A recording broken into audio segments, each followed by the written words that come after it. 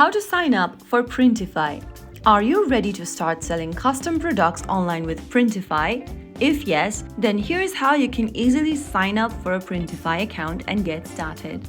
First things first, launch open the Printify application by downloading it from your Google Play Store or your App Store and launch it open. Once you do that, you will come across this welcome screen where you need to click the sign in button from the bottom of the screen. Now on the next page, if you already have a Printify account, you can type in your email and password and click login.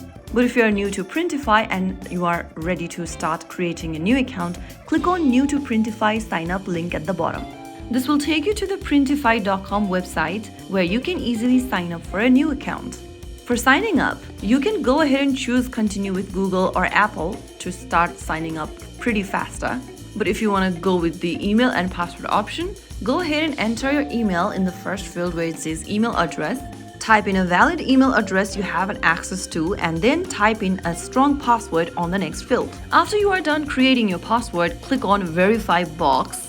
And then, if you want to receive updates and helpful guides via email from Printify, tap on this little square box at the bottom. But if you don't want to do that, leave it unchecked and click sign up. Soon after you do that, on the next page, answer some of the questions why you are in the platform. And on the next page, after answering some of the questions, you'll need to describe yourself as a business or anything else. And after you are done, you will be able to get inside the Printify account. Now you can use the email and password for the Printify app as well, and soon after you do that, you have successfully logged into your account. That is how you successfully sign up for Printify. Now you can create custom products, manage orders, and start selling globally, all without holding inventory.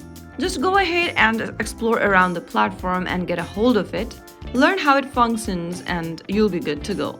If you found the video helpful, don't forget to like, share, and subscribe to our channel. I will be back again in the next episode. Thank you for watching.